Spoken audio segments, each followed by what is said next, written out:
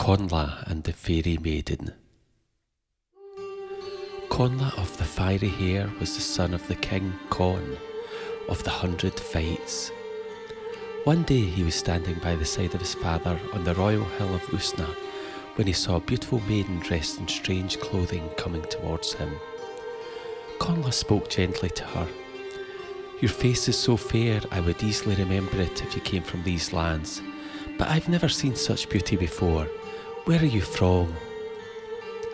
"I come from the land of living," she said, "where there is neither age or death, and all live in peace. We spend our days feasting and playing rather than arguing or fighting over foolish matters. Our homes are the round green hills, and men call us the she." The strange thing was that only Connla could see the Fairy Maiden, and the king and his warriors had their sword hands ready. To them the voice came out of the air. "Who are you talking to?" said Connla's father. Before he could answer, the king heard a girl's voice from nowhere. "He speaks to me.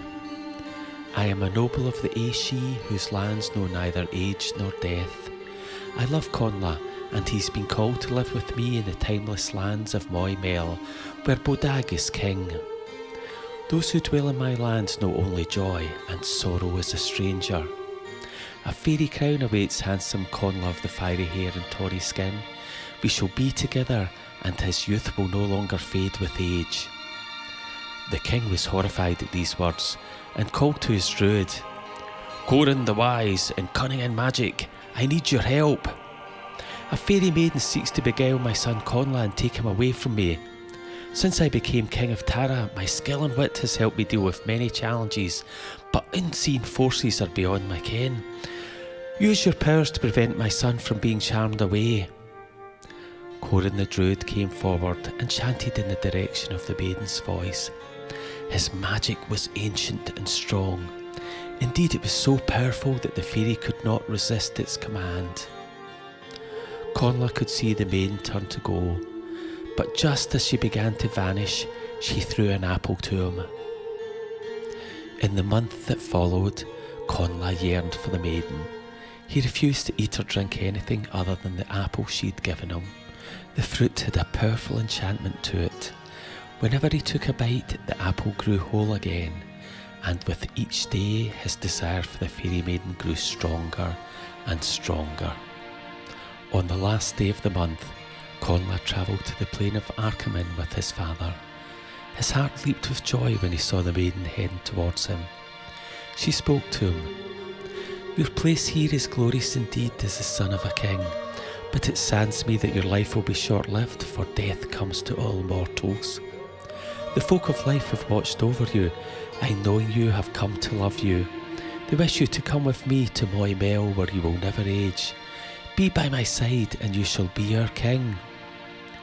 When the king heard the maiden's voice, he shouted to his men, "Quickly, summon my druid Corin.